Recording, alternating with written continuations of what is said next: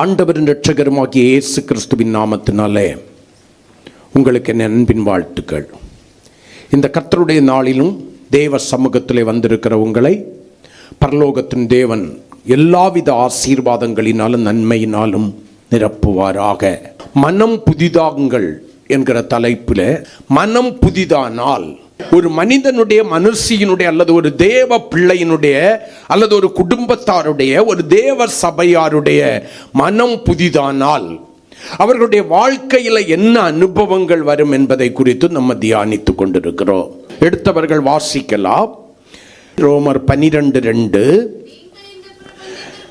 நீங்கள் இந்த பிரபஞ்சமாகிய உலகத்திற்கு ஒத்த வேஷம் தெரியாமல் தேவனுடைய நன்மையும் பிரியமும் பரிபூரணமான சித்தம் இன்னதென்று பகுத்தறியத்தக்கதாக உங்கள் மனம் புதிதாகிறதுனாலே மறுரூபமாகுங்கள். 1வது வசனத்தில் சரீரத்தை பரிசுத்தமும் தேவனுக்கு பிரியமான ஜீவ பலியாக ஒப்பு கொடுத்து புத்தி உள்ள ஆராதனை செய்யும்படி அழைக்கப்பட்ட தேவ ஜனங்கள் இப்ப தங்களுடைய மனம் புதிதாக வேண்டும் என்று ஆண்டவர் விரும்புகிறார்.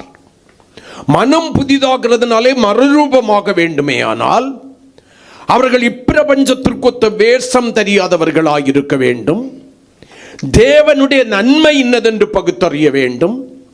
தேவனுடைய பிரியம் இன்னதென்று பகுத்தறிய வேண்டும். தேவனுடைய பரிபூரணமான சித்தம் இன்னதென்று பகுத்தறிகிறவர்களாய் இருக்க வேண்டும் என்று வேதம் நமக்கு கட்டளையிடுகிறது.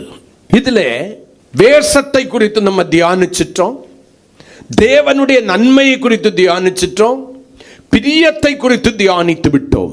அவருடைய பரிபூரணமான சித்தத்தை குறித்தும் ஆழமா ரொம்ப போய் தியானிக்கலைன்னாலும் நமக்கு தேவையானதை கர்த்தர் நம்மோடு கூட பேசி கிரியை நடப்பித்தார். இப்ப அடுத்த காரியமாகிய தேவ சபையானது தேவ ஜனமானது மனம் புதிதாகிறதுனாலே மறுரூபமாக வேண்டும். நம்முடைய மனம் புதிதாக வேண்டும். அப்படி என்ன ஆண்டவர் விரும்புகிறார்.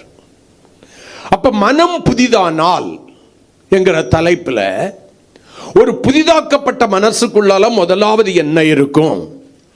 தேவனுடைய பிரமாணங்கள் எழுதப்பட்டிருக்கும் என்று சொல்லி எபிரேயர் 10ஆம் அதிகாரம் 16வது வசனத்தை உங்களுக்கு சுட்டி காண்பித்து ஒரு காரியத்தையும், கடந்த வாரத்தில் ஏசாயா 26ஆம் அதிகாரம் 3வது வசனத்தை உங்களுக்கு சுட்டி காண்பித்து கர்த்தரை மட்டும் உறுதியாய் பற்றி கொண்டிருக்கும், எந்த சூழ்நிலையிலும் அது கர்த்தரை விட்டு விலகாத மனமாய் இருக்கும் என்று சொல்லி 2வது காரியத்தையும் கடந்த வாரத்தில் நம்ம தியானிச்சோம். நம்மோடு கூட கர்த்தர் பேசினார்.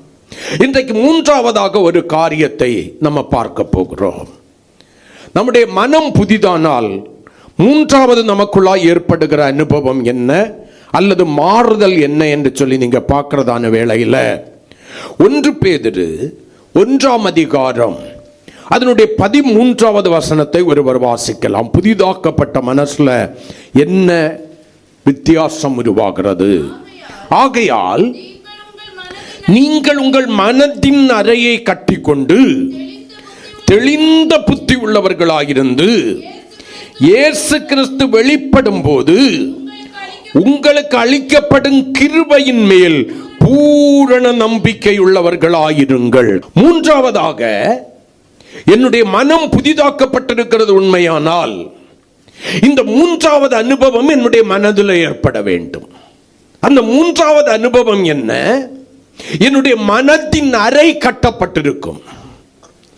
என்னுடைய மனது தான் விரும்புகிறதை செய்வதற்கு அலைந்து திரிகிறதாய் அல்ல, துணிகரம் கொண்டு சில காரியங்களை நடப்பிக்கிறதாய் அல்ல, ஆண்டவருக்கு பயப்படுகிற பயத்தோடு கட்டப்பட்டிருக்கும் என்கிறதுடையதான இன்னொரு அர்த்தம். அறை கட்டப்பட்டிருக்குங்கிற அர்த்தம் எல்லா வேளையிலும் என்னுடைய மனமும் என்னுடைய சிந்தையும் கிறிஸ்து இயேசுவுக்குள் ஒருமனப்பட்டதாயிருக்கும்.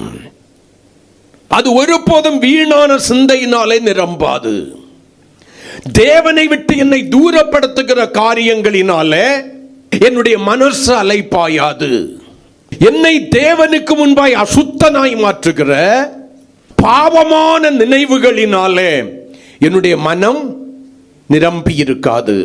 அப்படியானால் என்னுடைய மனம் கர்த்தருக்கு பிரியமானது இன்னதென்று சோதித்தறிந்து தேவன் விரும்புகிறவைகளை சிந்தித்து தேவன் விரும்புகிறவைகளை செய்வதற்கு, அவர் மகிழுகிற காரியங்களை செய்கிறதற்கு என்னை பயிற்றுவிக்கும் என்னுடைய மனம்.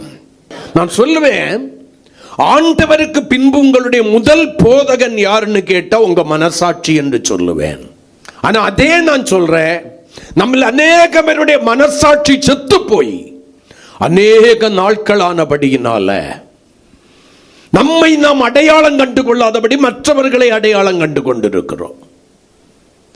ஆகையினால் தான் நம்முடைய வாழ்க்கையை நாம் நிதானித்து அறிவதற்கு பதிலாக எல்லாத்திலையும் அவசரப்பட்டு நிதானமின்றி வானத்துக்கும் பூமிக்கும் குதிச்சுக்கிட்டு இருக்கிறோம். நிதானம் என்பது நமக்குள்ளால இல்லை. எதையும் நிதானித்து யோசிக்கிற அந்த அனுபவம் நமக்கு இல்ல. எதையும் நிதானித்து பேசுகிற ஒரு அனுபவம் நமக்கு இல்ல. எதையும் நிதானித்து செய்கிற, ஒரு முறைக்கு 2 முறை யோசித்து செய்கிற இந்த செய்கையின் முடிவு எதுன பலனை என்னுடைய வாழ்க்கையிலே கொண்டு வரும் என்பதை உணர்ந்து இந்த செய்கை என் ஆண்டவருக்கு பிரியமானது தானோ என்று சொல்லி சோதித்தறிகிற ஒரு மனம் நமக்குள்ளால இல்லை. ஏன்? மனம் இன்னும் புதிதாக்கப்படவில்லை. நான் மனம் திரும்பினேன் என்று சொல்கிறேன், குணப்படவில்லை. நான் ரட்சிக்கப்பட்டேன் என்று சொல்கிறேன், இன்னும் பாவ பிரசன்னத்திலே நான் வாழ்ந்து கொண்டிருக்கிறேன். ஞானஸ்நானம் பெற்றேன் என்று சொல்கிறேன், என்னுடைய பழைய மனுஷன் இன்னும் அடக்கம் பண்ணப்படவில்லை. பரிசுத்தாவியின் அபிஷேகத்தை பெற்றேன் என்று சொல்கிறேன், ஆனால் என்னுடைய மாமிசத்தின் கிரியைகள் இன்னும் அழியவில்லை, சிந்தைகள் அழியவில்லை. அவைகள் எனக்குள்ளாய் வளர்ந்து பெருகிக் கொண்டிருக்கிறது. ஆவியின் சிந்தையோ கிரியையோ என்னிலே வளர்ந்து பெருகவில்லை. மொத்தத்தில் ஆண்டவர் விரும்புகிற மனம் திரும்புதலுக்கேற்ற கனியாகிய கிரியையை நான் கொடுப்பதற்கு இன்னும் ஆயத்தமாகவில்லை. ஆகையினால ஆண்டவர் விலக்கி வைத்தவைகள் எல்லாம் என் சாபத்திற்கும் மரணத்திற்கும் எது எது காரணமாய் இருக்கிறதோ அவைகள் எல்லாம் எனக்கு ஏற்றதாயிருக்கிறது. அது பரவாயில்லை என்று சொல்லி நானே ஒரு காம்ப்ரமைசன் பண்ணி கொண்டேன். என்னை நானே திருப்திப்படுத்தி வாழுகிறேனே தவிர என்னால் தேவன் திருப்தி அடைகிறாரா? அவர் எந்த அளவிற்கு என் நிமித்தம் மகிமைப்படுகிறார்? என்னுடைய செய்கைகளின் நிமித்தம் அவர் மகிமைப்படுகிறாரா? என்னுடைய வார்த்தைகளின் நிமித்தம் அவர் மகிமைப்படுகிறாரா? என்னுடைய யாரும் அறியாத உள்ளான சிந்தையின் நிமித்தம் யாரும் அறிந்திருக்கவில்லை. அது எனக்கும் ஆண்டவருக்கும் தான் தெரியும். காரணம், அவருக்கு முன்னால எதுவும் மறைக்க முடியாது. உள்ளம் திரியங்களை ஆராய்ந்தறிகிற தேவன் என்று சொல்லி வேதம் சொல்கிறது. அந்த உள்ளம் திரியங்களை ஆராய்ந்தறிகிற தேவனுக்கு முன்னால என்னுடைய மனதை நான் நிறுத்தி பார்க்கிறதான வேளையில அது புதிதாக்கப்பட்ட அனுபவத்தோடு கூட பிரமாணங்கள் எழுதப்பட்டதாய், கர்த்தரே உறுதியாய் பற்றி கொண்டிருக்கிற மனதை உடையதாய், மூன்றாவதாக அரை கட்டப்பட்டதாய், நான் விரும்புகிறதை செய்வதற்கு என்னை ஊக்குவிக்கிற மனமாய் அல்ல, கர்த்தர் விரும்புகிறதை செய்வதற்கு என்னுடைய மனம் ஒரு நிலைப்படுத்தப்பட்டதா இருக்கிறதா என்பதை இந்த பகல் காலத்திலே நானும் நீங்களும் நிதானித்தறிவதற்கு கடமைப்பட்டிருக்கிறோம்.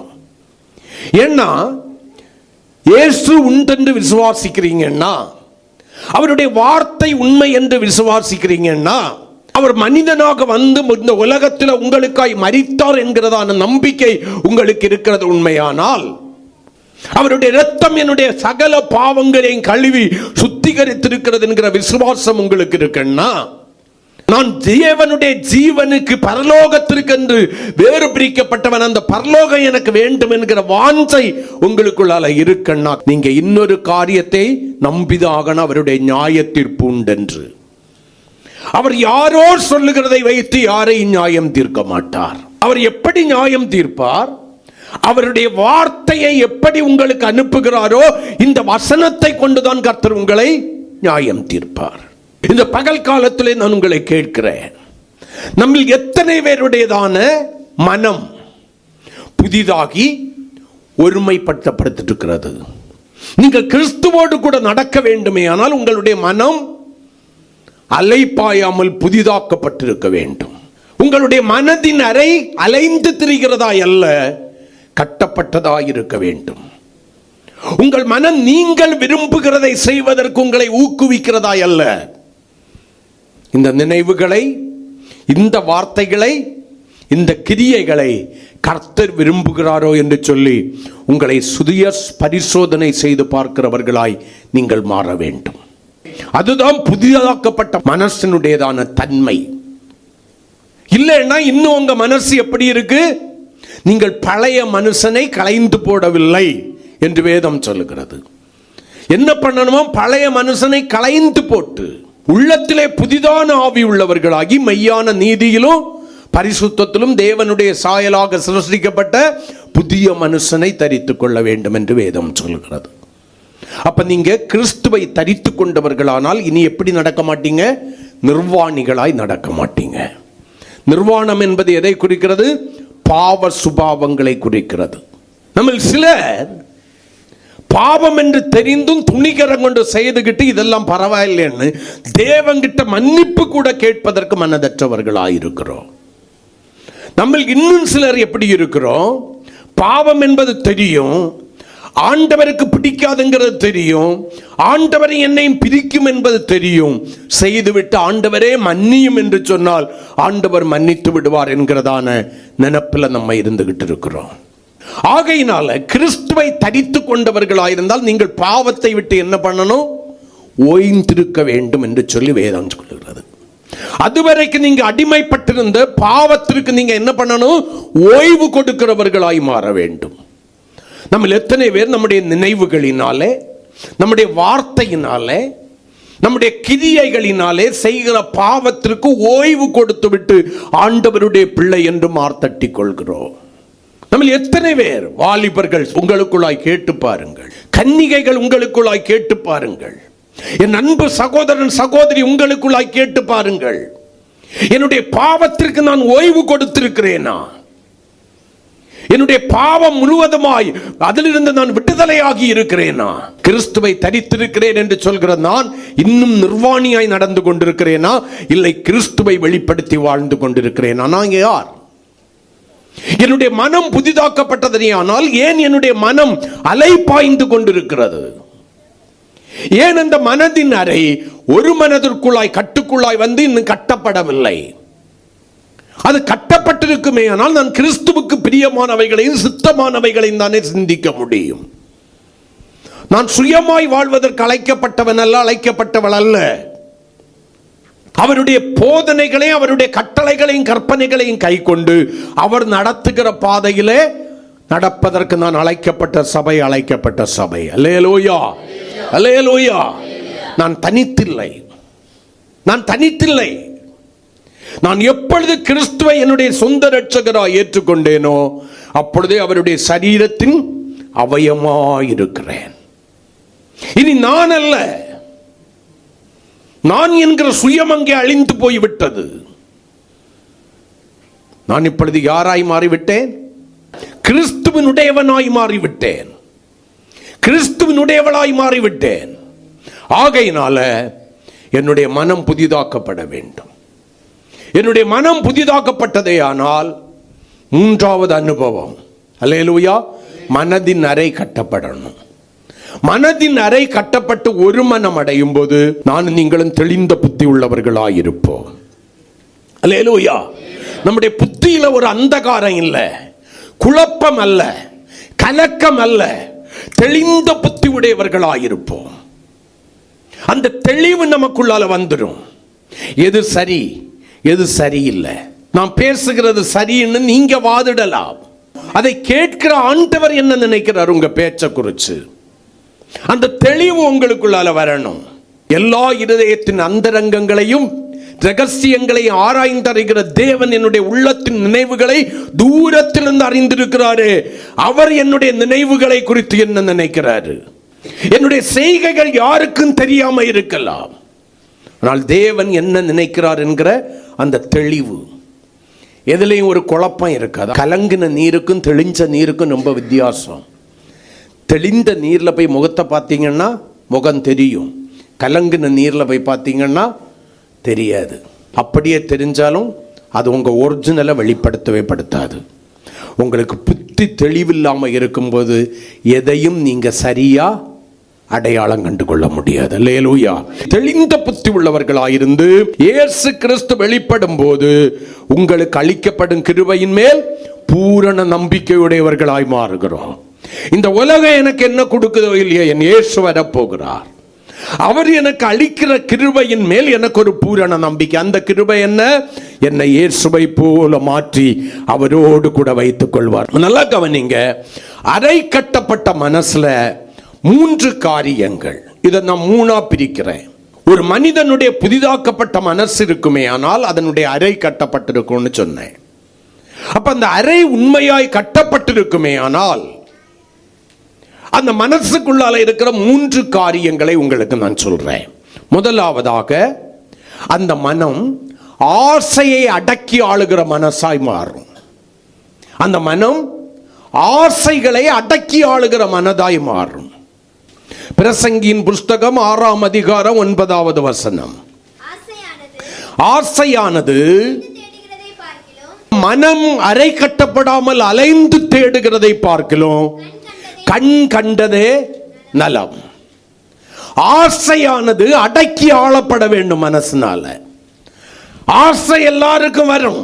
ஏவாளுக்குள்ளால ஏதேன் தோட்டத்தில் விலக்கி வைக்கப்பட்ட கனிக்க மேல ஆசை வந்துச்சு. ஆனால் அவள் அடக்கி ஆழ்ந்திருக்க வேண்டும், அடக்கி ஆண்டிருக்க வேண்டும். ஆனால் அவளுடைய மனம் அடக்கப்படாமல் அவள் அலைப்பாய்வதற்கு இடம் கொடுத்தபடியினால என்ன பண்ணுச்சு? முழு மனுக்குலமும் முழு உலகமும் பாவமாய் மாறிவிட்டது. சிருஷ்டிகரே என்ன பண்ணினாரு? பாவத்திற்கு நிவாரணியாய் மனுஷனாக இந்த உலகத்தில் வந்தார். மரத்தினால் வந்த பாவத்திலிருந்து மனிதனை மீட்கும்படியாக அந்த மரமாகிய சாபமான சிலுவையிலே தன்னை தியாக பலியாக ஒப்பு கொடுத்தார். அப்ப நல்ல கவனிங்க. தேவனுடைய பிள்ளைகளுடைய ஆசை அடக்கி ஆள வேணும். தேவையில்லாத ஆசையெல்லாம் தாவீதுக்குள்ளால கொண்டு வந்தது போல நமக்குள்ளால சாத்தான் கொண்டு வருவான்.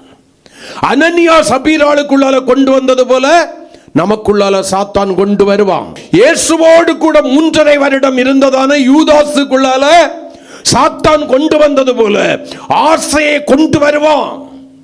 ஆனா உங்களுடைய மனதின் அறை கட்டப்பட்டு நீங்கள் தெளிந்த புத்தி உள்ளவர்களாயிருந்து அவர் வெளிப்படும் போது உங்களுக்கு அளிக்கப்படும் கிருபையின் மேல் பூரண நம்பிக்கையுடையவர்களாயிருப்பீர்கள். ஆனால் நீங்கள் சாதாரணமானவர்களாய் அல்ல. அந்த ஆசைகள் துளிர் விடும் போது அதை தேவையில்லாதவைகளை கிள்ளி விடுவீர்கள். உங்களுடைய ஆசை பரலோகமும் கிறிஸ்துவுமாய் மாறும். அது எப்படி நான் ஆசைப்படாம இருக்க முடியும்? மனுஷனே கண்டுபிடிச்சிட்டான், ஆசைதான் அழிவுக்கு காரணம். அவன் தெய்வம் ஆயிட்டான். என்னை கேட்டுக்கொண்டிருக்கிற எனக்கு பிரியமான வாலிபனை, கன்னிகையை, பிரிய சகோதர சகோதரி, தேவையில்லாத ஆசைகள் நமக்குள்ளாய் எழும்புகிறதான வேளையில அது இச்சையாய் மாறுகிறது. இச்சையானது கற்பந்தரித்து பாவத்தை பிறப்பிக்கிறது. பாவம் பூரணமாகும் போது எந்த 2ஆம் மரணத்திலிருந்து நீங்கள் கிறிஸ்துவின் கிருபையினாலே மீட்கப்பட்டீர்களோ அதே 2ஆம் மரணத்திற்கு மறுபடியும் உங்களை அதுவாய் மாற்றுகிறது, பங்காளியாய் மாற்றுகிறது. ஏசாவை உங்களுக்கு எல்லாத்திலையும் பிடிக்காதுன்னு நினைக்கிறேன். அவன் சாபமானவன். ஏசாவை எனக்கு ஒரு காரியத்தில் பிடிக்கும். ஆதியாகமத்தின் புஸ்தகம் 32ஆம் அதிகாரத்தில் 33வது அதிகாரத்தில் நீங்க வாசிக்கும் போது ஏசாவினுக்கு பயந்து அவன் கொன்று விடுவான் என்று பயந்து 20 வருடத்துக்கு முன்பாய் தன்னுடைய தகப்பனையும் தாயும் தேசத்தையும் விட்டு ஓடிப்போன யாக்கோபு என்ன பண்றா? திரும்பி வருகிறார். 32வது அதிகாரத்தில் யாக்கோபு திரும்பி வருகிறான். ஏசாவுக்கு முன்னால் ஆளா அனுப்புறான். அவன் போனவங்க சொல்றாங்க 400 பேரோடு கூட அவர் என்ன பண்ணுகிறார்? எதிர்கொண்டு வருகிறார். இவனுக்கு பயந்து போச்சு. ஆகையினால என்ன பண்றான்? தன்னுடைய ஆடு மாடுகளில் எல்லாம் முதல் தரமானவற்றை எல்லாத்திலையும் கொஞ்சம் கொஞ்சம் பிரிச்சு, தன்னுடைய மனைவியும் வேலைக்காரிகளையும் எல்லாம் பிடிச்சு ஒவ்வொரு கையில விட்டு இதை முன்னால விடுறான். எதற்கு? இந்த வெகுமதியை கண்டவுடனே ஏசா சாந்தமாகி, இந்த ஆசீர்வாதத்தை நான் சுதந்திரித்துக் கொண்டபடினால் தானே என்னை கொல்ல பார்க்கிறான், என்னை கொல்லாதபடிக்கு அவன் விட்டு விடுவான், எனக்கு உயிர் பிச்சை கிடக்கும் என்பதை உணர்ந்தவனாக அவன் நினைச்சவனாக இவைகளை எல்லாம் வெகுமதிகளாக அனுப்புகிறான். இப்ப 33ஆம் அதிகாரம் 8-9 வசனங்கள்ல வந்தீங்கன்னா, இப்ப ஏசாவும் யாக்கோபும் ஒருவரை ஒருவர் சந்திக்கிறார்கள். யாக்கோபுக்கு மனைவியாகிய லேயாள் அவளுடைய பிள்ளைகள் போய் வணங்குகிறார்கள். ராகேலும் அவளுடைய பிள்ளையும் போய் வணங்குகிறார்கள். அவர்களுடைய வேலைக்காரிகளும் பிள்ளைகளும் போய் வணங்குகிறார்கள். இதையெல்லாம் தாண்டி ஏசா இப்ப யாருகிட்ட வர்றான்? நேரே யாக்கோபுனு கிட்ட வர்றான். ஏசா நெருங்கி வர வர வர வர யாக்கோபுக்குள்ள பயம், உயிர் பயம். ஐயா, 20 வருஷம் கழிஞ்சுமா இவன் இன்னும் மறக்கல, இவன் மறக்கின்றிருப்பான்னு நான் நினைச்சேன். ஆண்டவர் அல்லவா உன்னுடைய சுய தேசத்திற்கு போன்னு என்ன கொண்டு வந்தாரு. இன்னும் இவன் என்னை கொல்லுவதற்கு தான் வருகிறானோ? இந்த வெகுமதிகளை எல்லாம் தாண்டி இவனை வணங்கினதானே என்னுடைய பிள்ளைகளை, மனைவியையும் எல்லாரையும் தாண்டி வருகிறானே, என்னை கொன்று விடுவானோ என்கிற ஒரு உயிர் பயம். இப்ப 8-9 வசனங்களை நீங்க வாசிங்க. அங்கே அழகான ஒரு சம்பவம் இருக்கும். யாக்கோபு எதிர்பார்த்ததற்கு மீறி, அதாவது நேர் எதிராக ஒரு காரியம் இங்கே நடக்கும். வாசிக்கலாம் 33:8-9. அப்பொழுது அவன் யாருகிட்ட கேட்கிறது? ஏசா யாக்கோபு கிட்ட கேட்கிறான். அப்பொழுது அந்த இடத்துல அவன்ங்கிறதுக்கு ஏசான்னு வச்சுக்குங்க. ஏசா, எனக்கு எதிர்கொண்டு வந்த அந்த மந்தை எல்லாம் எனக்கு என்னத்துக்கு என்றான். அதற்கு அவன்ங்கிறதுல யாக்கோபுன்னு வச்சுக்கோங்க. யாக்கோபு என்ன நோக்கத்தோட கொடுத்திருக்கான்? என் ஆண்டவனுடைய அண்ணன் இப்ப யாரா மாறிட்டான்? ஆண்டவனா மாறிட்டான். எப்படியாவது உயிர் தப்பணும். இவன் கையில இருந்து தான் தப்புனா போதும். ஆண்டவனுடைய கண்களில் எனக்கு தயவு கிடைக்கிறதற்கு என்றான். அண்டர்ஸ்டாண்ட்? இந்த இடத்துல தான் நீங்க நல்லா கவனிக்கணும், நல்லா கவனிக்கணும். ஐயா, இந்த ஆசீர்வாதத்திற்கு ஆசைப்பட்டுதான் அவனுக்கு வர வேண்டிய ஆசீர்வாதத்தை யாக்கோபு வஞ்சித்து எடுத்துக்கொண்டான்னு தான் யாக்கோபை கொல்ல வகை தேடினான். சாவுக்கு பயந்துதான் எத்தனை வருஷத்துக்கு முன்னால? 20 வருஷத்துக்கு முன்னால ஓடி போனான். இப்ப 20 வருஷம் கழிஞ்சு வர்றான். இவனுக்குள்ளால என்ன பயம் இருக்கு? கொன்று விடுவான். அப்ப இதை அனுப்பி சாந்தி பண்ணிடுவோம். உம்முடைய கண்களில் எனக்கு தயை கிடைப்பதற்கென்றான். அதற்கு ஏசா, நல்லா கவனிச்சுக்குங்க, இந்த வசனம் ரொம்ப முக்கியம். அதற்கு ஏசா, என் சகோதரனே, எனக்கு போதுமானது உண்டு. எனக்கு போதுமானது உண்டு. அன்னைக்கு நான் உன்னிட்ட கோபமா இருந்தது உண்மை. என்னுடைய ஆசீர்வாதத்தை நீ வஞ்சித்ததற்காக, ஏமாற்றினதற்காக உன்னை கொல்ல வேண்டும் என்று நினைத்தது உண்மை. நீ என்னுடைய ஆசீர்வாதத்தை பெற்றுக்கொண்டு ஓடினாலும் கர்த்தர் என்னை ஆசீர்வதித்திருக்கிறார். எனக்கு போதுமானது எனக்கு உண்டு. ஆனா இந்த இடத்துல ஒரு காரியத்தை யோசிக்கணும். ஏசாவினுடைய ஆசீர்வாதத்தின் பெருக்கம் அதிகமா, யாக்கோபினுடைய ஆசீர்வாதத்தின் பெருக்கம் அதிகமான்னு கேட்டீங்கன்னா, யாக்கோபினுடைய ஆசீர்வாதத்தின் பெருக்கம் தான் அதிகம். ஆனா யாக்கோபை பார்க்கலும் கொஞ்சமான ஆசீர்வாதங்களை வைத்திருக்கிற ஏசா சொல்றான், எனக்கு போதுமானது உண்டு, எனக்கு இருக்கிறது போதும். நமக்கு எவ்வளவு தந்தாலும் பத்தல பத்தல பத்தல, தர தரதான் ஆசையும் பெருகி கொண்டிருக்கிறது. கிடைக்க கிடைக்கதான் ஆசை பெருகி கொண்டே போகும். யாரு எதை தந்தாலும் பரவாயில்லை, அது என்னை நித்திய நரகத்துக்குள்ளால கொண்டு போனாலும் பரவாயில்லை, எனக்கு அதை விடையும் பெஸ்டா உள்ளது இருந்தாலும் பரவாயில்லை, அதுவும் இருக்கட்டும். ஏசா கொடுத்ததை வேண்டாங்கிறான், நம்ம கேட்டே வாங்கிடுவோம். இதுதான் அலைந்து திரியாதபடிக்கு கட்டப்பட்ட மனம். அந்த மனசுக்குள்ளால ஒரு கட்டுப்பாடு இருக்கு பாருங்க. எனக்கு இருக்கிறது போதும், உனக்குரியதை நீ என்ன பண்ணு, வைத்துக்கொள். என்னை பார்க்கலும் உங்ககிட்ட அதிகம் இருக்கலாம், பரவாயில்லை, எனக்கு இருக்கிறது போதும். 1 தீமோத்தேயு 6ஆம் அதிகாரம் 6வது வசனத்தை நீங்க வாசிச்சீங்கன்னா வேதம் நமக்கு சுட்டி காண்பிக்கிறது. போதும் என்கிற மனதுடனே கூடிய தேவ பக்தியே எனக்கு மிகுந்த ஆதாயம். இருக்கிறது எனக்கு போதும், கர்த்தர் தருகிறவைகள் போதும். இதற்கு மிஞ்சி நான் எதற்கு என்ன பண்ணல, ஆசைப்படவில்லை. நான் கிறிஸ்துவனுடையவன், நான் கிறிஸ்துவுடையவள். ஆகையால் என்னுடைய மாம்சத்தையும் அதன் ஆசை இச்சைகளையும் சிலுவையில் அடைந்திருக்கிறேன்.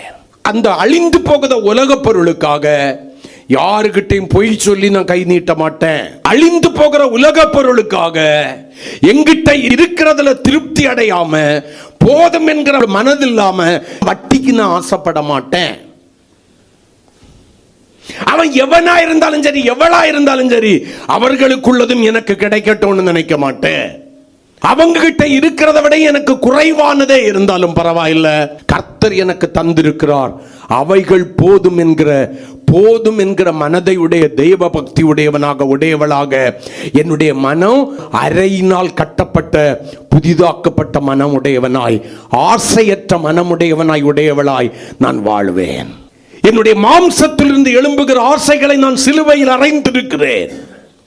காரணம், நான் ஏசாவை போல ஹல்லேலூயா சாபத்தின் பிள்ளையாய் இருந்தேன். கர்த்தர் என்னை ஆசீர்வாதத்தின் மகனாய் மாற்றி இருக்கிறார். அவன் சாபத்தின் பிள்ளையாய் இருந்தவனுக்கே அந்த ஒரு போதும் என்கிற மனசு இருக்குன்னா, இதை நான் இப்படி சொல்றேன், உலகத்தானுக்கு இருக்கிற சில காரியம் தேவ பிள்ளைகளிடத்துல இல்லாததற்கு நான் வெட்கப்படுகிறேன். அழிந்து போகிற பொருளுக்கு ஆசைப்பட்டாக்கும் பொய்யா சொல்லிக்கிட்டு இருக்கிறோம், கையை நீட்டிக்கிட்டு இருக்கிறோம். போதும் என்கிற மனதுடனே கூடிய தெய்வ பக்தியை மிகுந்த ஆதாயம் என்று வேதம் சொல்லுகிறது. ஒன்றும் இல்லாத நிலைமையில் இருந்த கர்த்தர் என்னை இப்படி கொண்டு வச்சிருக்கிறாரா, போதும், இதை பார்க்கலும் கர்த்தர் என்னை உயர்த்துவார், இதை பார்க்கலும் கர்த்தர் என்னை ஆசீர்வதிப்பார். ஆபிரகாமை போல இருக்கணும். உனக்கு பாதரட்சையின் வார் கூட எனக்கு வேண்டாம், நீ ஆபிரகாமை ஐஸ்வரியவானாக்கினேன் என்று சொல்லாதபடிக்கு உனக்குரியதை நீயே வச்சுக்க. ஆமென் சொல்லுங்களேன். அல்லேலூயா. ஜனங்களை மட்டும் கொடுத்துரு, அவனோடு கூட வந்த வாலிபர்களுடைய பங்கை கொடுத்துரு, எனக்கு உனக்கு பாதரட்சையினுடைய வார் கூட வேண்டாங்கிற போதும் என்கிறதான மனதுடனே கூடிய அந்த ஆசை அடக்கி ஆளப்பட்டதான புதிதாக்கப்பட்ட மனம், அரை கட்டப்பட்ட மனம் யாருக்குள்ளால இருக்கோ அவர்கள் பாக்கியவான்கள் என்று நான் சொல்லுவேன். எபிரேயர் 13ஆம் அதிகாரம் 5வது வசனத்தை வாசிங்க. நமக்கு அங்கே ஒரு வாக்கு சொல்லப்பட்டிருக்கிறது. நல்ல கவனி, நீங்கள் பண ஆசை இல்லாதவர்களாய் நடந்து.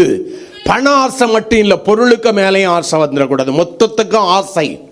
அல்ல, நான் எடுக்க விரும்புகிறது எதன் மேலும் உங்களுக்குரியது அல்லாத எதன் மேலும் நீங்கள் ஆசை இல்லாதவர்களாய் நடந்து, உங்களுக்கு இருக்கிறவைகள் போதும் என்று.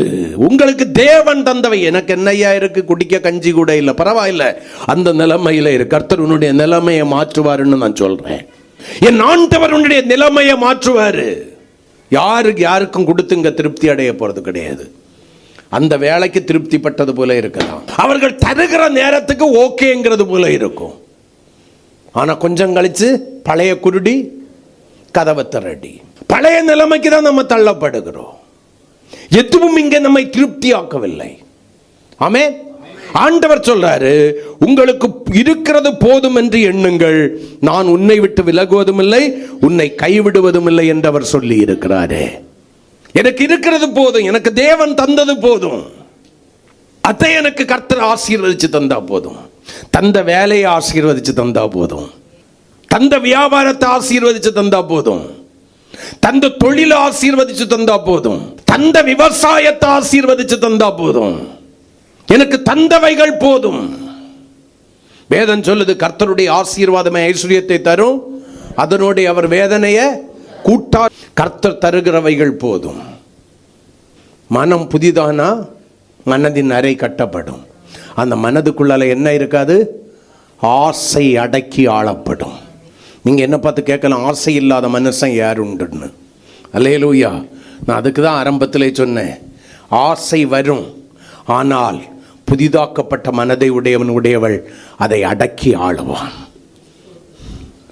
ஆசை தனக்குள்ளாய் வளருவதற்கு அவன் ஒருபோதும் அவள் ஒருபோதும் என்ன பண்ண மாட்டாங்க, இடம் கொடுக்க மாட்டார்கள். கர்த்தர் என்னோடு கூட இருக்கிறார், அவர் எனக்கு வாக்கு பண்ணி இருக்கிறார், என்னை விட்டு விலகுவதும் இல்லை கைவிடுவதும் இல்லை என்று. அவர் தருகிறவைகள் எனக்கு போதும், அவர் தந்தவைகள் எனக்கு போதும். ஆமென் சொல்லுங்களேன். அந்த போதும் என்கிற மனதுடனே கூடிய தேவ பக்தியாய் மாறும். அது பிரயோஜனம் உள்ள தேவ பக்தியாய் மாறும். நம்ம கையில 10 ரூபாய் இருக்கும், இன்னொருத்தன் கையில 5 ரூபாய் இருக்கும். நம்ம அநேக வேளையில ஆகாபின் ஆவியை உடையவர்களாய் மாறி விடுகிறோம். இஸ்ரவேலின் ராஜாவாகிய ஆகாபின் ஆவியை உடையவர்களாய். அவன் கையில் 10 ரூபாயில் 100 ரூபாய் இருக்கு. ஆனால் இன்னொருதன் கையில் இருக்கிறதான 1 ரூபாவுக்கு அவன் ஆசைப்படுறான். அவனுடைய பிதாக்களின் சுதந்திரமாகிய திராட்சை தோட்டத்தை எனக்கு எதுவாக கொடுங்கிறான்? கீரை கொல்லையாக கொடுங்கிறான். யோசிங்க, உங்க ஆசைகள் எந்த அளவுக்கு அடக்கி ஆளப்படுகிறது. இங்க ஆசைப்பட்டு வாழ்ந்தவங்களை விடையும் ஆசைப்பட்டு கெட்டு போனவங்க தான் அதிகம். அநேக பேருடைய பிரச்சனைக்கு காரணம் என்ன தெரியுமா? அவர்களுடைய போதும் என்கிற மனதுடன் கூடிய தேவ பக்தி இல்லாத அலைந்து திரிகிற ஆசைகள், அடக்கி ஆளப்படாத ஆசைகள். மனம் புதிதாக்கப்பட்டது என்று சொல்லியும் அந்த புதிதாக்கப்பட்ட அனுபவம் இல்லாம அறையை கட்டிக்கொள்ளாத மனதை உடையவர்களாக ஆசைக்கு இடம் கொடுத்ததான வாழ்க்கை தான் அநேகம் பேருக்கு வேதனையும் கண்ணீரையும் உருவாக்கி இருக்கிறது. இருந்த ஆசீர்வாதத்தையும் இழக்கிற நிர்பந்தமான நிலைமைக்கு என்ன பண்ணுகிறோம்? தள்ளப்பட்டு போயிடுறோம். உன்னை அதிக கடனாளியாய் மாற்றினது என்ன? உன்னுடைய ஆசை. எல்லாரும் வாழ்றது போல வாழணுங்கிற ஆசை. கர்த்தர் தந்த ஆசீர்வாதத்தில் திருப்தி இல்லாம வசதி வாய்ப்புகளை இன்னும் பெருக்கிக் கொள்ள வேண்டும் என்கிற ஆசை. இருந்த நிம்மதியும் போய், சமாதானமும் போய். வீட்டில் அழகா சாப்பாடு இருக்கும், வீட்டில் சமைக்க கூட பைசா இல்லை. கர்த்தரை அவமதிக்கிறீர்கள். ஏசா எப்படி சீர்கட்டவனா போனா? ஒருவேளை போஜனத்தின் மேல் வைத்த ஆசையின் இச்சை. ஜாக்கிரதை தேவனுடைய பிள்ளையே, உங்களுக்கு இருக்கிறவைகள் போதும் என்று நின்னுங்கள். நான் உன்னை விட்டு விலகுவதும் இல்லை, உன்னை கைவிடுவதும் இல்லை என்று யார் சொல்லி இருக்கிறது? கர்த்தர் சொல்லி இருக்கிறார். ஆகையினால் உங்களுக்கு அனுமதிக்கப்படாத பணத்தின் மேலோ பொருட்களின் மேலே நீங்க தயவு செய்து ஆசைப்படாதிருங்கள். உங்களுடைய மனதின் அறையை கட்டி கொள்ளுங்கள், ஆசைகளை அடுக்கிக் கொள்ளுங்கள். அந்த மனம் புதிதாக்கப்பட்டதாய் மாறும். அல்லேலூயா. இரண்டாவதாக கர்த்தருக்கு ஸ்தோத்திரம். எபேசியர் 2ஆம் அதிகாரம் 3வது வசனத்தை வாசிக்கலாம். அவர்களுக்குள்ளே நாம் எல்லோரும் முற்காலத்தில் மாம்ச இச்சையின்படியே நடந்து நமது மாம்சமும் மனசும் விரும்பினவைகளை செய்து சுபாவத்தினாலே மற்றவர்களைப் போல கோபாக்கினையின் பிள்ளைகளாயிருந்தோம். அல்லேலூயா.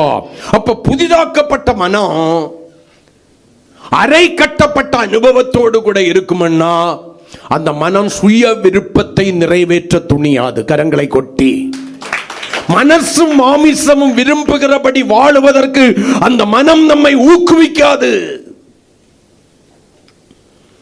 அந்த மனம் புதிதாக்கப்பட்டிருக்கிறது, அந்த மனம் அறை கட்டப்பட்டிருக்கிறது. ஆகையினால் என்னுடைய சுயம் அடக்கி ஆளப்பட்டிருக்கிறது. முதல்ல என்னுடைய ஆசை அடக்கி ஆளப்பட்டதை போல இப்பொழுது என்னுடைய சுயம், என்னையும் கிறிஸ்துவையும் பிரிக்கிற சுயம், கிறிஸ்துவனுடைய கற்பனைகளை கை கொண்டு வாழக்கூடாதபடிக்கு என்னை வேற்று மனுஷனாய் மாற்றுகிற, வேற்று மனுஷியாய் மாற்றுகிற என்னுடைய சுயம் இங்கே அடக்கி ஆளப்படுகிறது. இனி நான் மனசும் மாமிசமும் விரும்புகிறபடி வாழ வேண்டியவன் அல்ல, வாழ வேண்டியவள் அல்ல. முற்காலத்திலே அவர்களுக்குள்ளே நான் இருந்தேன். நான் ஆண்டவராகிய இயேசு கிறிஸ்துவை சொந்த இரட்சகராய் ஏற்றுக்கொள்ளாத போது நான் அப்படிப்பட்ட நிலையோடு கூட இருந்தது உண்மை. ஆனால் இயேசுவை சொந்த இரட்சகராய் ஏற்றுக்கொண்டு அவருடைய இரத்தத்தினால் என்னுடைய பாவங்கள் போக்க கழுவப்பட்டு என்னுடைய மனம் புதிதாக்கப்பட்டிருக்கிறது உண்மையானால், என்னுடைய மனதின் அறை கட்டப்பட்டிருக்கிறது உண்மையானால், தேவனுடைய பிள்ளையை நான் விரும்புகிறதல்ல, என் ஆண்டவர் விரும்புகிற வாழ்க்கை நான் வாழ வேண்டும். என் சுயம் எனக்குள்ளாய் வாழும் வரையிலும் அவருடைய விருப்பத்தையும் செய்கைகளையும் நான் நிறைவேற்றி வாழ முடியாது. எப்பொழுது என்னுடைய சுயம் அழிக்கப்படுகிறதோ, அடக்கி என்னாலே ஆளப்படுகிறதோ, அப்பொழுது மட்டும்தான் ஆண்டவருடைய தயவுள்ள செய்கையும் விருப்பத்தையும் நிறைவேற்றி வாழுகிறவனாய் வாழுகிறவளாய் மாறுவேன்.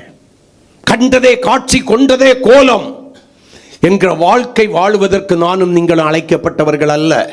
கர்த்தர் அனுமதித்தவைகளை புசித்து, கர்த்தர் அனுமதித்தவைகளை பானம் பண்ணி, கர்த்தர் அனுமதித்தவைகளை அனுபவித்து, கர்த்தர் அனுமதித்தவைகளை சொந்தமாக்கி அவருடைய விருப்பத்தை நிறைவேற்றுவதற்கு நாம் அழைக்கப்பட்டவர்கள். நம்ம அநேக பேர் தேவர் சித்தம் தேவர் சித்தம்னு ஜெபம் பண்ணுவோம். ஆனா சித்தம்னு வரும்போது யாருமே தேவர் சித்தத்திற்கு இடம் கொடுக்க மாட்டோம்.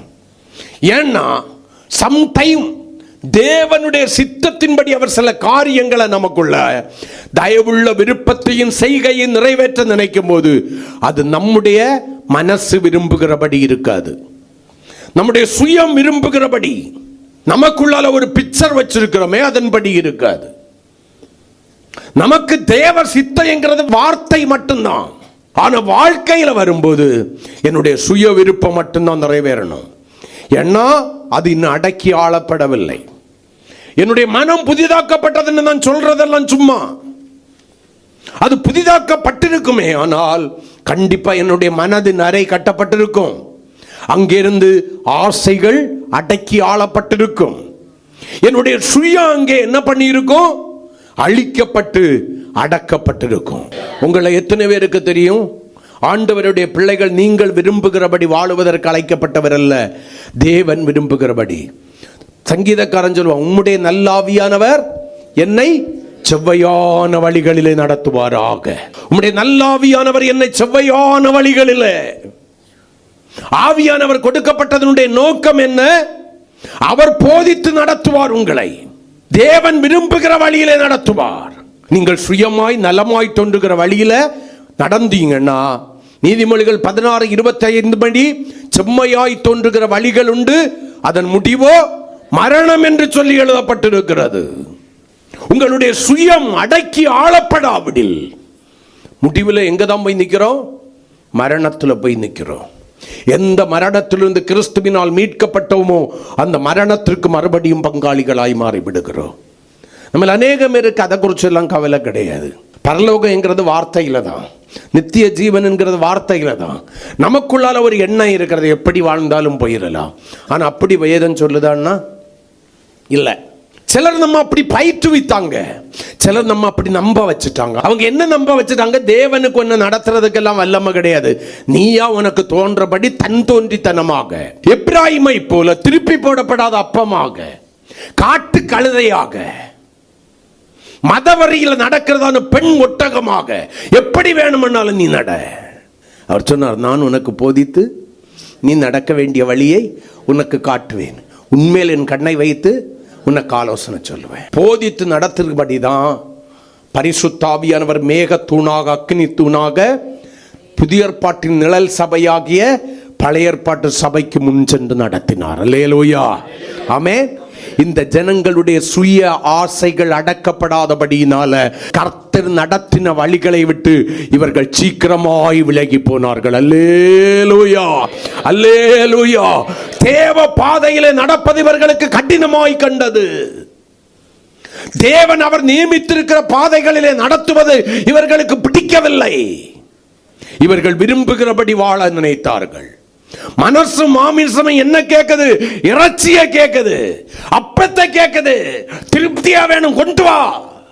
எகிப்திலே இறைச்சி பாத்திரங்கள் அண்டையிலே உட்கார்ந்து நாங்க அதை சாப்பிட்டோமே, இறைச்சி பாத்திரங்கள் அண்டையிலே உட்கார்ந்து எகிப்தில நாங்க சாப்பிட்டதை நினைக்கிறோம். ஐயா,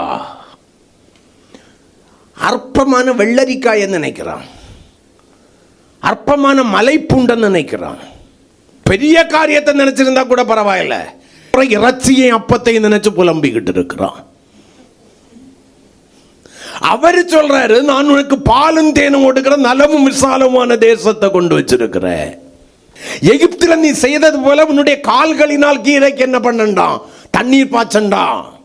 வருஷத்தின் துவக்கம் முதல் முடிவு மட்டும் என்னுடைய கண்கள் அங்கே பதிக்கப்பட்டிருக்கும். அது மழை பெய்து செழிப்புள்ள தேசமாக இருக்கும், செழிப்பான பள்ளத்தாக்குகள் நிறைந்த தேசமாக இருக்கும். நான் உனக்கு வச்சிருக்கிற தேசம் அது அங்க இருக்கட்டும், பரலோகம் வரும்போது பார்க்கலாம். கானான் அங்க இல்ல இருக்கு. இப்ப இப்ப இப்ப நவ் நம்ம எல்லாம் இன்னைக்குள்ளதை பார்த்துதான் சுயத்திற்கு இடம் கொடுத்து அழிந்து போகிறோமே தவிர நாளைய குறித்து சிந்திச்சிருப்போம்னா கிறிஸ்துவின் பாதையிலே நடக்கிறவர்களாயிருப்போம். இன்னும் நம்ம வசனத்துக்குள்ளால போகலாம், நேரம் ஆகுது, அங்க போகல.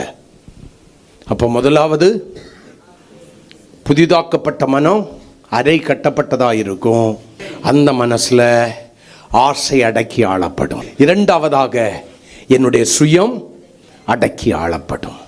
என்னுடைய சுய விருப்பத்தையும் இச்சைகளையும் நிறைவேற்றி நான் வாழுகிறவனாய் வாழுகிறவளாய் இருக்க மாட்டேன். சபையே, உன்னோடு கூட தான் கர்த்தர் பேசுகிறார். வாலிபனே, கன்னிகையே, பிரிய சகோதர சகோதரி, உங்களோடு கூட தான் கர்த்தர் பேசுகிறார்.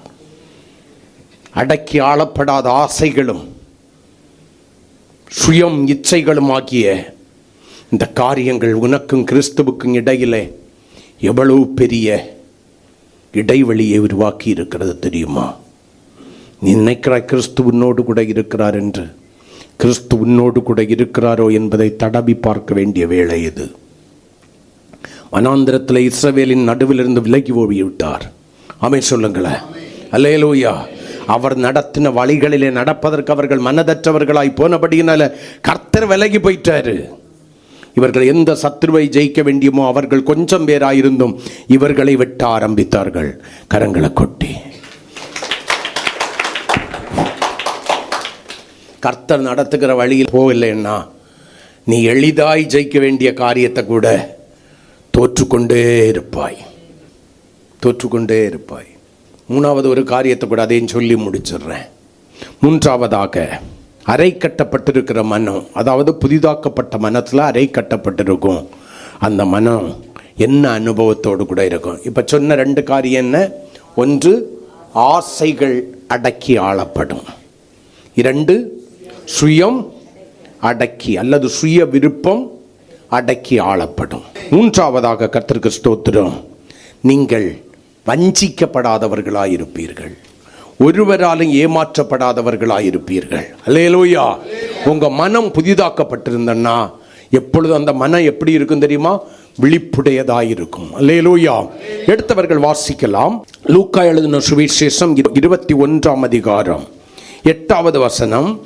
அதற்கு அவரின் இருக்கும் அந்த இடத்துல, அதற்கு இயேசு, நீங்கள் வஞ்சிக்கப்படாதபடி எச்சரிக்கையாயிருங்கள், ஏனெனில் அநேகர் வந்து என் நாமத்தை தரித்து கொண்டு நான் தான் கிறிஸ்து என்றும் காலம் சமீபத்தில் என்றும் சொல்லுவார்கள், அவர்களை பின்பற்றாதிருங்கள். அல்லேலூயா. ஆமென், ஆமென்.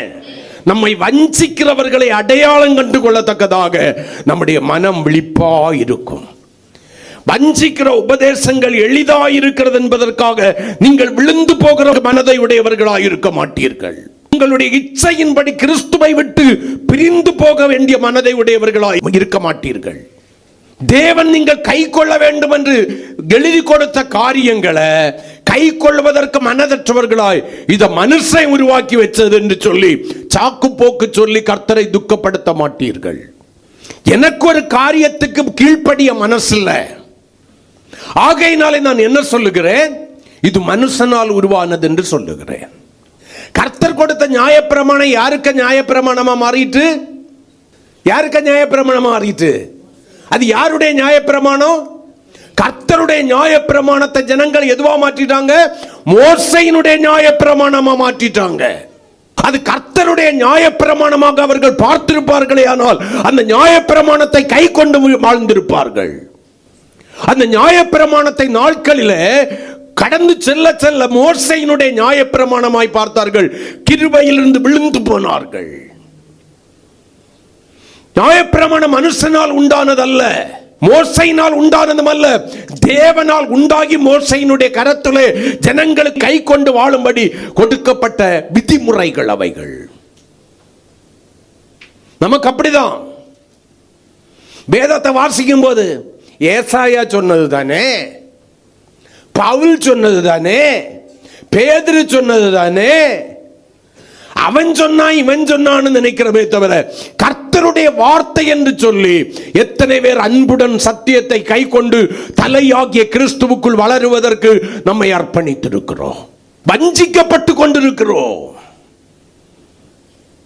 எளிதான உபதேசங்களுக்கு. ஆண்களின் வஸ்திரத்தை பெண்கள் தரிக்க கூடாதுன்னு வேத வசனம். இன்னைக்கு நம்ம எத்தனை பேர் ஒத்துக்கொள்வோம்? ஆணன் ஜீன்ஸ் பேண்ட், பெண்ணும் ஜீன்ஸ் பேண்ட், ஆணன் டி ஷர்ட், பெண்ணும் டி ஷர்ட். ஏன்? உலகத்தில் ஒரு நியமம் எழுதப்பட்டிருக்கிறது, ஆணும் பெண்ணும் சமமானவர்கள். ஆனா வேதம் ஒத்துக்கொள்ளுதா? எழுதப்படாதவைகளுக்கு கீழ்ப்படிவதற்கு முனைப்பு காட்டுகிறோமே தவிர ஜீவன் உண்டாகிற தேவன் எழுதி தந்த கற்பனைகளுக்கு இடம் கொடுக்காம வஞ்சிக்கப்பட்டு கொண்டிருக்கிறோம் எளிதான உபதேசத்தை தேடி. எவனாவது நீ ஒருக்கா முங்கி எழும்பினா போதும் அடுத்தவனுக்கு பாவம் எல்லாம் என்ன செய்தாலும் கர்த்தர் கண்டுகொள்ள மாட்டார், இதெல்லாம் பாவமே இல்ல, நீ பரலோகத்துக்கு போகலான்னு சொன்னா போதும், அவன் உயர்ந்த ஊழியக்காரன். அவன் உன்னை வஞ்சிப்பதற்கு சாத்தானாலே அபிஷேகம் பண்ணப்பட்டவன் என்று சொல்லி உங்களுக்கு அந்த தெளிவு வரணும்னா உங்களுடைய ஆத்மா விழிப்பா இருக்க வேண்டும். வஞ்சிக்கிற உபதேசத்தை நீங்கள் அடையாளம் கண்டு கொள்ள வேண்டும். மழை வரும்னு சொல்லுவான், மழை வரும், நான் இல்லைங்கல்ல. அற்புதம் நடக்குதுன்னு சொல்லுவான், அவனுக்கும் தேவனுக்கும் சம்பந்தம் என்ன? அவன் எந்த அளவிற்கு வசனத்தை கை கொண்டு நடத்துகிறான்? கிறிஸ்துவை வெளிப்படுத்துகிறானோ தன்னை வெளிப்படுத்துகிறானோ? அவன் யார்? அந்த தெளிவு தேவ பிள்ளைகளுக்கு வேணும். உனக்கு கடந்த காலத்தையும் நிகழ்காலத்தையும் வருங்காலத்தையும் கண்ணை மூடிக்கிட்டு தீர்க்க தரிசனம் சொல்ல வானத்திலிருந்து குதிச்சு வந்தவன் நினைக்காத. உபாகமத்திலே ஆண்டவர் ஜனங்களுக்கு சொல்லிட்டாரு, அவன் சொல்றதெல்லாம் நடந்தாலும் நீ அவன் மேல் நம்பிக்கை வைக்காமல் என்னை நம்பிதான் வாழ்றியோன்னு சோதிக்கும்படி நான் அவன் அனுப்பி இருக்கிறேன், ஏமாந்து போயிடாத சொல்லி இருக்காரா இல்லையா? நடக்குதோ நடக்கலையோ, ஆண்டவர் தாவீதுக்கு நடக்க போறத சொன்னாரு, இவனுக்கு நடக்குதோ நடக்கலையோ. தீர்க்க தரிசனங்களாகிய தீர்க்க தரிசனங்கள், உண்மையான சுகம் கொடுக்காததாகிய சுகம் கொடுத்தல்கள், பொய்யான அற்புதங்கள் இன்றைக்கு அநேகம் பேரை வஞ்சித்துக் கொண்டிருக்கின்றன. மனம் புதிதாகவில்லை, மனம் அரை கட்டப்படவில்லை, ஆசைகள் அடக்கி ஆளப்படவில்லை, சுயங்கள் அடக்கி ஆளப்படவில்லை.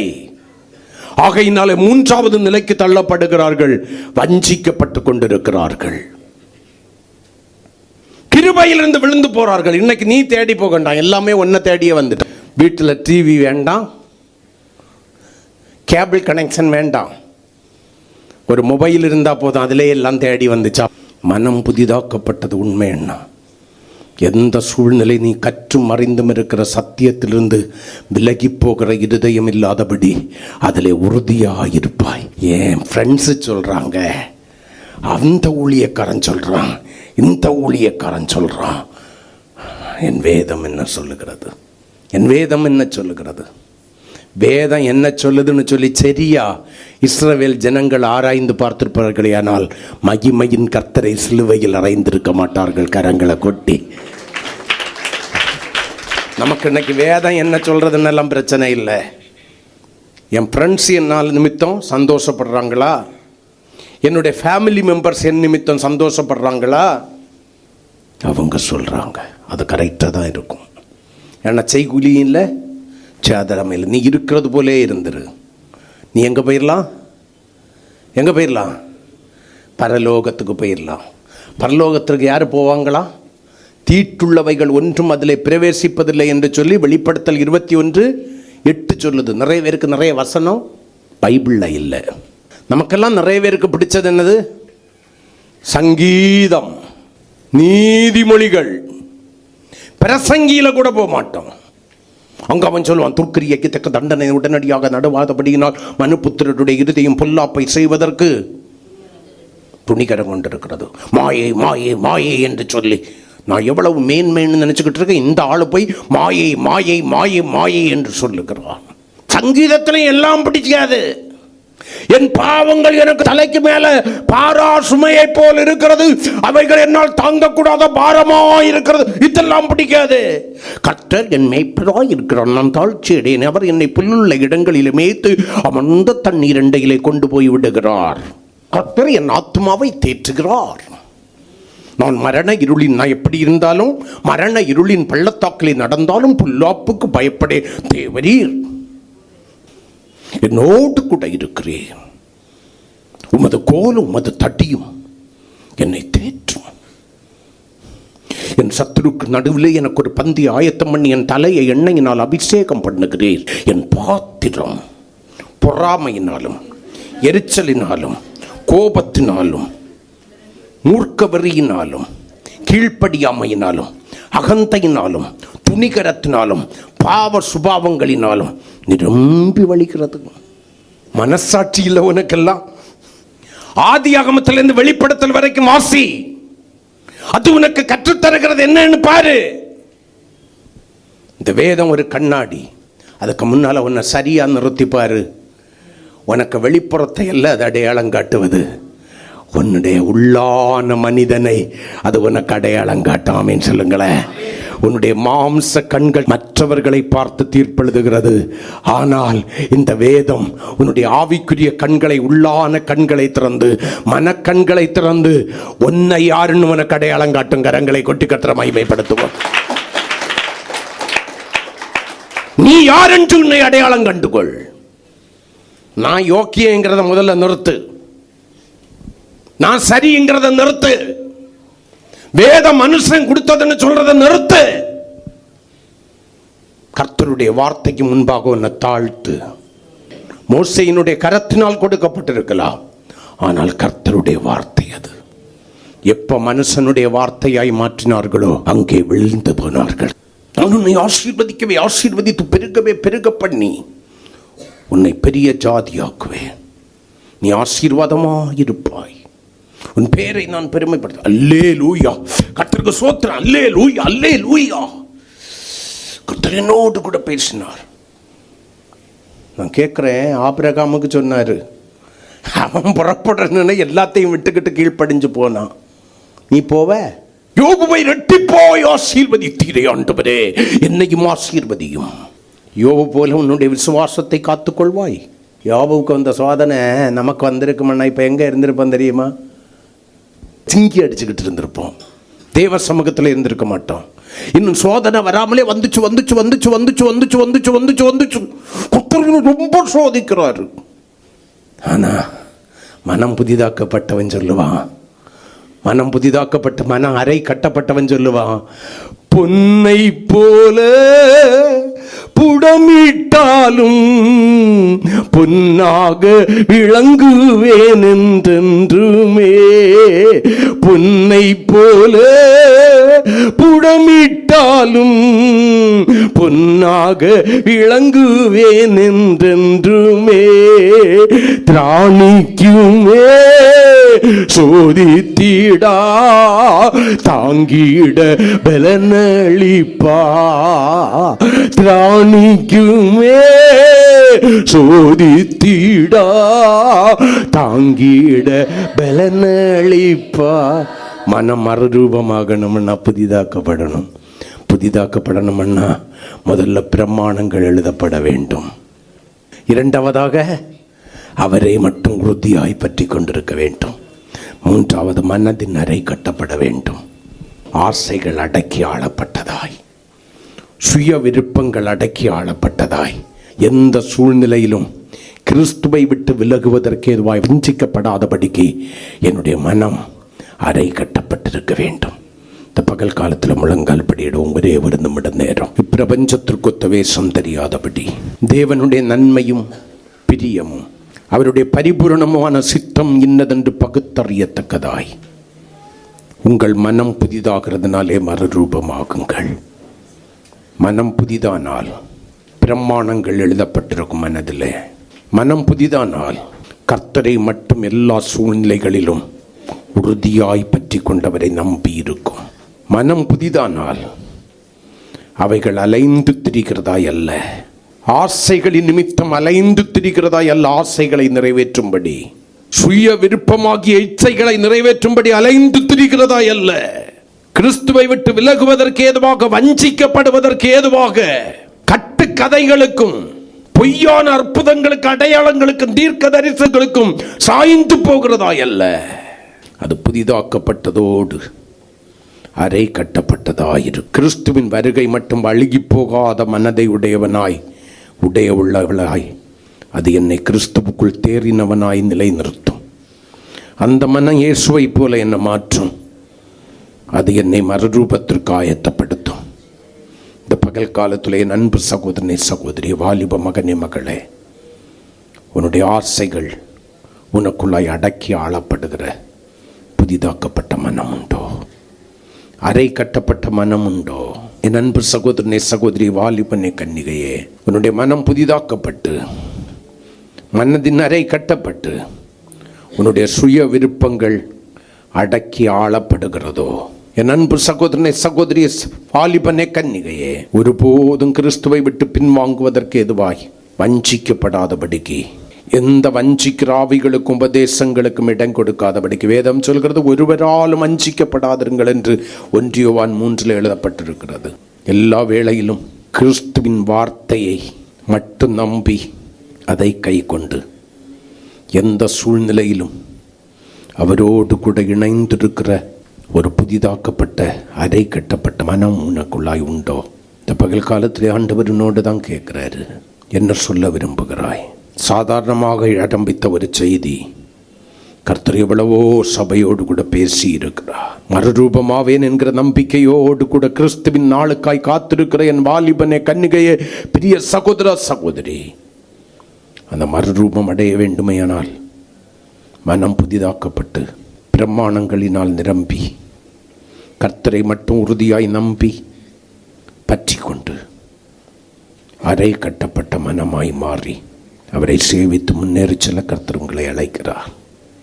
இந்த பகல் காலத்தில் நம்முடைய வாழ்க்கை அர்ப்பணிப்போம். இது தேவ சப்தம், மனச சப்தம் அல்ல. என்றைக்கு இந்த சத்தம் உன்னோடு கூட போராடப் போவதில்லை. இன்றைய இரட்சணிய நாள், இன்றைய அனுகிரக காலம்.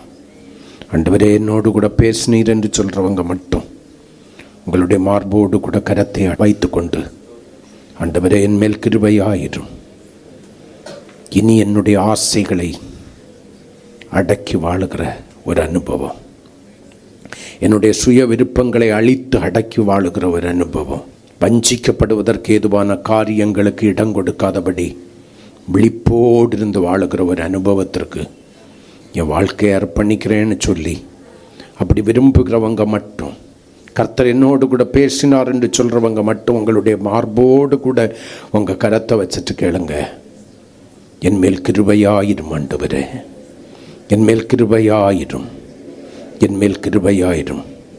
என்னுடைய ஆசை எனக்கு அழிவையும் நஷ்டத்தையும் கொண்டு வந்தது. என்னுடைய சுய விருப்பத்தின்படி வந்ததான இச்சைகள் எனக்கு பெருத்த இழப்பை கொண்டு வந்தது. வஞ்சிக்கிறவர்களுக்கு நான் இடம் கொடுத்து விழிப்படையாமல் இருந்தபடியினாலே கிருபையிலிருந்து விழுந்து போய் கிடக்கிறேன். என் மேல் கிருபையாயிர ஆண்டவரே ஒப்பு கொடுத்து கர்த்தருடைய கரங்களில் நம்மை சமர்ப்பிப்போம். அவர் நீதியின் பாதையிலே நடத்தட்டும். என் நாமத்து நிமித்தம் உன்னை நீதியின் பாதையிலே நடத்துகிறேன் என்று சொன்னவர் நடத்தும்படி அர்ப்பணிப்போ. முடிவிலே மகிமையிலே சேர்க்கட்டும். கர்த்தர் உங்களை ஆசீர்வதிப்பார்.